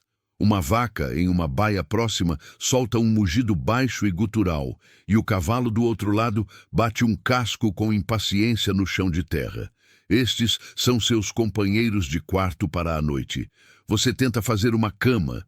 Com as mãos, você junta a palha, tentando criar um monte que ofereça alguma proteção contra o chão duro e frio. A palha é um material miserável. É quebradiça, empoeirada e cheia de talos duros que picam através de suas roupas. Você consegue criar um ninho raso, uma paródia de um colchão, e se prepara para a provação de tentar dormir. Você não ousa tirar nenhuma peça de roupa, exceto as botas. O frio é uma ameaça tangível, serpenteando pelas frestas das paredes de tábuas como dedos gelados. Você se deita de lado, enrolando-se em uma bola para conservar o calor, usando sua pequena bolsa de viagem como um travesseiro irregular. Seu casaco, puxado firmemente ao redor dos ombros, serve como seu único cobertor. Você fecha os olhos, mas o sono é uma costa distante e inalcançável. Seus sentidos estão em alerta máximo. Cada som é amplificado na quietude relativa do estábulo. O som úmido da vaca mastigando seu rum, o farfalhar da palha quando um dos outros viajantes se vira, o guincho distante de uma dobradiça da taverna e, o mais enervante de tudo, o arrastar e guinchar ocasionais de ratos se movendo na escuridão ao longo das paredes. Você aperta os olhos, tentando forçar a exaustão a vencer o medo. É então que começa. Uma coceira, apenas uma, na sua canela. Você a ignora, atribuindo-a a uma ponta de palha afiada. Você se mexe, tentando encontrar uma posição mais confortável. Então, outra coceira, desta vez no seu antebraço, e outra no seu pescoço. Você se coça distraidamente, mas a sensação não vai embora. Ela se multiplica. Em poucos minutos, não é mais uma coceira ocasional. É um exército de pequenas agulhas dançando sobre sua pele. Uma coceira irrompe em suas costas, fora de alcance. Seu couro cabeludo começa a formigar com uma intensidade enlouquecedora. Com um horror que se desenrola lentamente, a verdade o atinge. A palha não está apenas cheia de poeira e sujeira. Ela está viva. Seu colchão improvisado, o abrigo que você escolheu, é um ninho de pulgas, um paraíso para piolhos, um universo próspero de ácaros e outros vermes invisíveis que agora o descobriram, uma nova e calorosa fonte de alimento. Você não está mais apenas deitado na palha. Você está sendo consumido por ela. A percepção transforma o desconforto em tortura psicológica. Cada fibra de suas roupas, cada fio de seu cabelo, parece estar se contorcendo com uma vida própria. Você consegue sentir os movimentos distintos, o salto rápido e a picada aguda de uma pulga, seguido por uma pápula que coça furiosamente, e o rastejar mais lento e deliberado de um piolho, uma sensação que faz sua pele se arrepiar de repulsa. Na escuridão, sua imaginação corre solta. Você imagina hordas desses parasitas microscópicos marchando sobre você, se enterrando em suas roupas, botando ovos em seu cabelo. Você se senta abruptamente, batendo freneticamente em suas pernas e braços. Mas é inútil. Eles são muitos e você é apenas um. O horror físico é rapidamente superado por um terror existencial muito mais profundo. Seu cérebro moderno grita com o conhecimento do que esses pequenos monstros carregam. Pulgas. Em um estábulo cheio de palha e ratos. A conexão é instantânea e aterrorizante. A peste bubônica. A peste negra. Você sabe que foram as pulgas nos ratos que espalharam aquela praga apocalíptica por toda a Europa, matando 1/3 da população. Cada picada de pulga que você sente não é mais apenas uma irritação. É uma possível sentença de morte, a injeção de uma doença que o deixaria delirante de febre, com bubões negros e inchados em sua virilha e axilas, levando a uma morte agonizante em questão de dias. E os piolhos, os companheiros rastejantes em seu couro cabeludo, não são melhores. Eles são vetores de tifo, a febre das prisões, outra doença que prospera na sujeira e na superlotação, e que pode varrer uma população com uma eficiência mortal. O perigo nesta taverna não está apenas na ponta de uma faca ou no fundo de uma caneca, mas também nas pernas de uma pulga. Você olha para os outros vultos dormindo na palha. Eles também estão se coçando. Um homem perto de você se vira em seu sono, arranhando o flanco vigorosamente com um grunhido de irritação.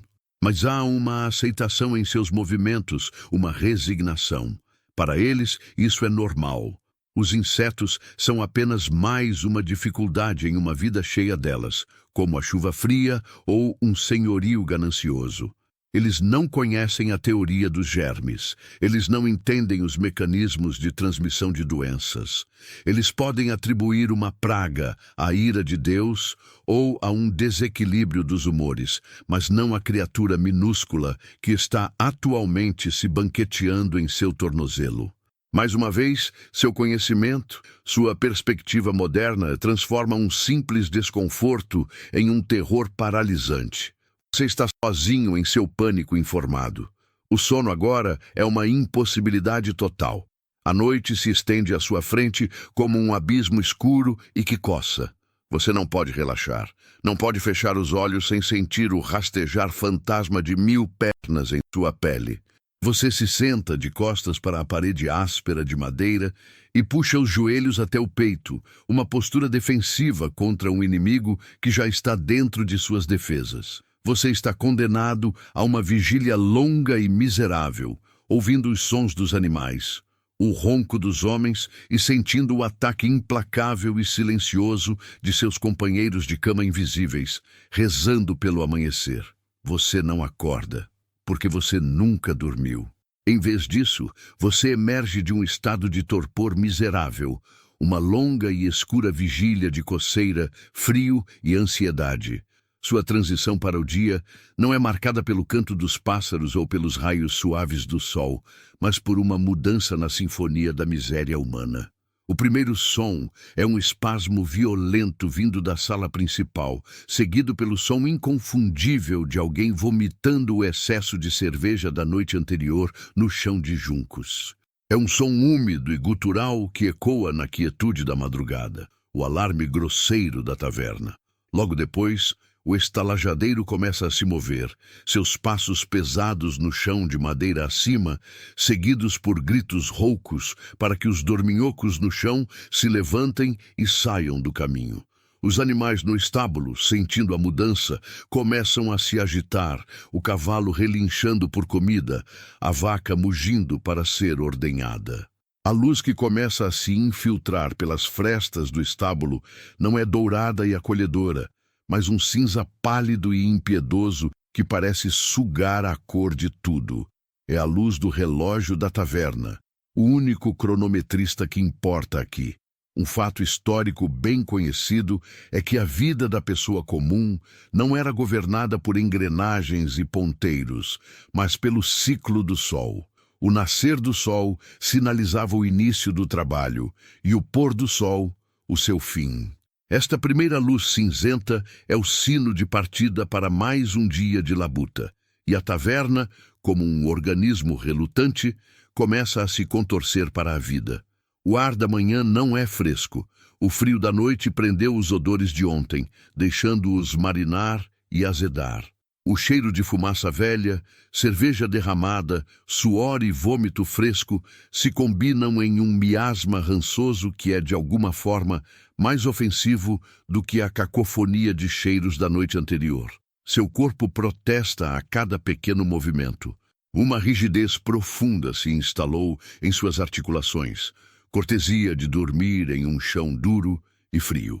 Seus músculos doem como se você tivesse participado da briga, e não apenas a evitado.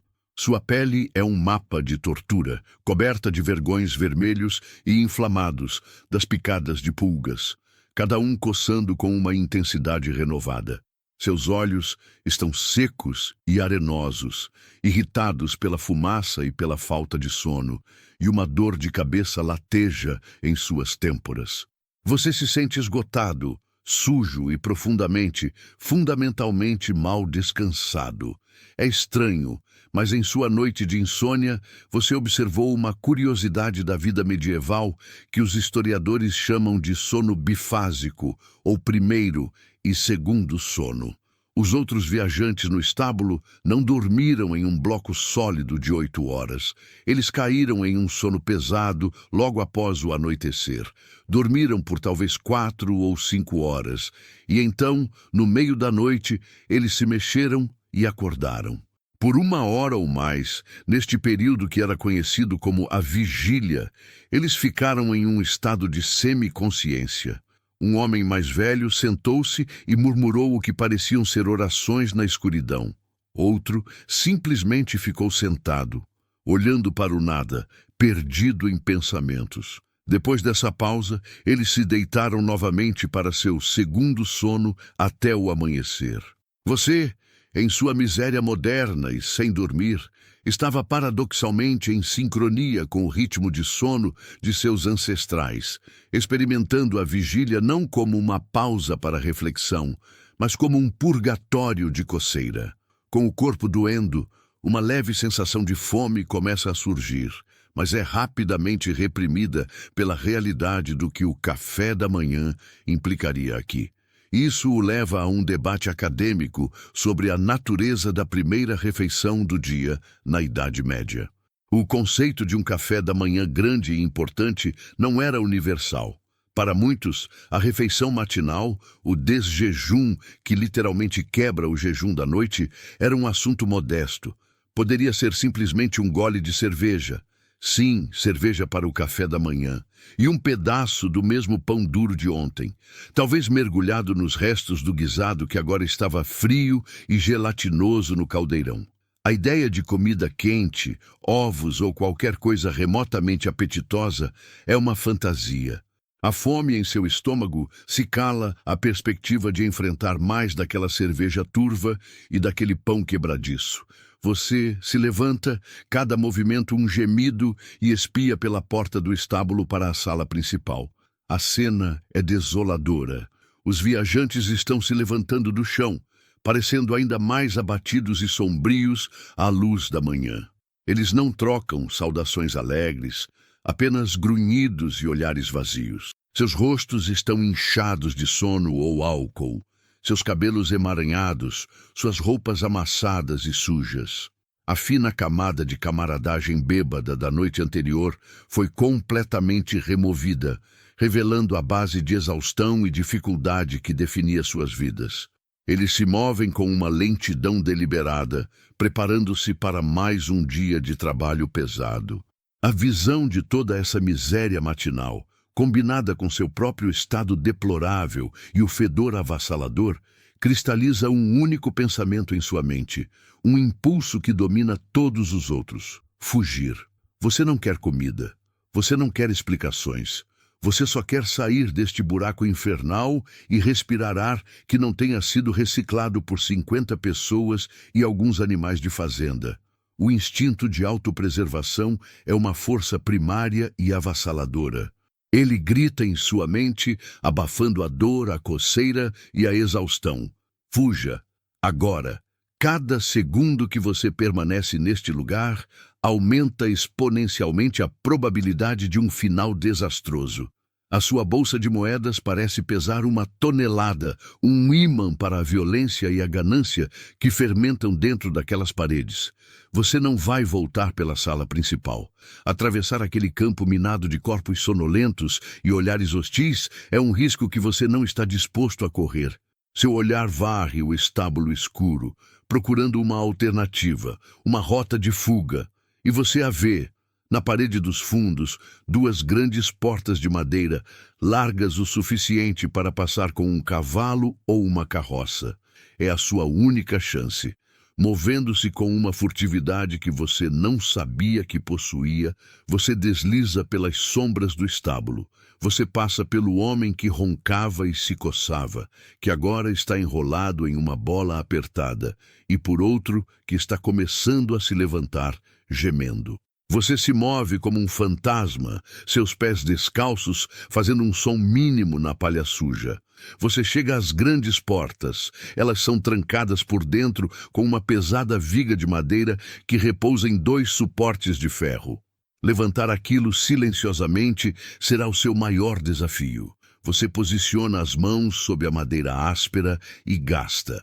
A viga é pesada, feita de carvalho maciço, e está assentada firmemente. Você respira fundo, contrai os músculos e levanta. A madeira raspa contra o ferro com um som de ranger que, para seus ouvidos em pânico, é tão alto quanto o grito de um homem morrendo. Você congela, o coração na garganta, esperando que alguém venha investigar. Silêncio. Apenas o som dos animais e dos roncos. Ninguém notou. Com o coração batendo descontroladamente, você remove a viga e a coloca no chão com um cuidado infinito. Você puxa uma das pesadas portas, apenas o suficiente para criar uma fenda pela qual possa passar. A madeira velha geme em protesto. Você desliza pela abertura e se encontra do lado de fora, no pátio dos fundos da taverna. O ar da manhã o atinge. É um ar frio e úmido que cheira a lama, esterco e o fedor concentrado da latrina que fica a poucos metros de distância. Pelos padrões do seu mundo, seria considerado um ar poluído e nojento. Mas, comparado à atmosfera estagnada e reciclada do estábulo e da taverna, é o elixir da vida. Você inspira profundamente, o ar frio queimando seus pulmões de uma forma que parece purificadora. É a primeira lufada de ar relativamente limpo que você respira em quase 12 horas. E a sensação é de puro alívio.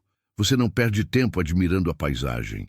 O pátio é um mar de lama espessa e pegajosa, pontilhado de lixo e pilhas de esterco. Você atravessa essa bagunça, a lama sugando suas botas, e contorna o lado do prédio, voltando para a estrada principal. Você não olha para trás. Você sente o prédio às suas costas, um monstro adormecido que você acabou de escapar por pouco. Você começa a andar e a caminhada rapidamente se transforma em uma marcha rápida, quase uma corrida. Cada som atrás de você, o galo cantando, uma porta batendo ao longe, o faz estremecer, mas você não para. Você precisa colocar o máximo de distância possível entre você e aquele lugar antes que o mundo acorde completamente. Somente quando a taverna é reduzida a uma mancha distante em seu rastro e o sol começa a aparecer sobre as árvores, derramando uma luz dourada sobre a paisagem, é que você finalmente diminui o ritmo. Você para ao lado de um pequeno riacho, ofegante, o corpo tremendo de adrenalina e exaustão. Você olha para o seu reflexo na água. A pessoa que o encara é um estranho. O rosto está manchado de fuligem, os olhos vermelhos e injetados, o cabelo uma massa emaranhada de palha e sujeira. Suas roupas estão amassadas, sujas e cheiram a uma combinação de fumaça, suor, estábulo e medo. Sua pele está coberta de vergões vermelhos e irritados das picadas de pulgas que ainda coçam com uma ferocidade persistente. Você sobreviveu, mas a vitória não parece gloriosa. Parece suja. Esta é a lição dura, a verdade despojada de qualquer romance. A fantasia que você tinha sobre o passado, a aventura, a simplicidade rústica, a camaradagem das tavernas foi completamente aniquilada. Não houve aventura, apenas uma série de provações degradantes. Não houve simplicidade, apenas uma luta constante contra a sujeira e a doença. Não houve camaradagem, apenas uma coleção de almas desesperadas e desconfiadas, presas juntas pela necessidade. Você não prosperou, você não superou grandes desafios com inteligência e coragem. Você simplesmente suportou. Você suportou o fedor, a comida, a violência, a sujeira e os parasitas. Você sobreviveu não por ser forte ou inteligente, mas por ter tido sorte. Você mal durou uma única noite. E ao continuar seu caminho pela estrada lamacenta, sob o sol da manhã, que agora parece uma bênção, você sabe com uma certeza absoluta e inabalável que nunca, jamais conseguiria fazer isso de novo. A noite na taverna não foi uma aventura. Foi uma aula sobre o quão frágil é o conforto e a segurança que você sempre considerou garantidos. A jornada pela noite medieval foi árdua, um ataque implacável aos seus sentidos e ao seu espírito. Mas essa jornada, com todos os seus perigos e desconfortos, agora chegou ao fim. O sol da manhã, que você testemunhou nascendo na estrada lamacenta, continua a subir, e sua luz quente e dourada começa a dissolver as sombras persistentes da taverna.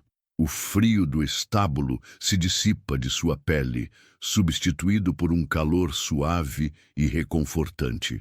O eco dos gritos e do caos da briga desaparece, sendo substituído pelo som suave de sua própria respiração, que se acalma e se aprofunda.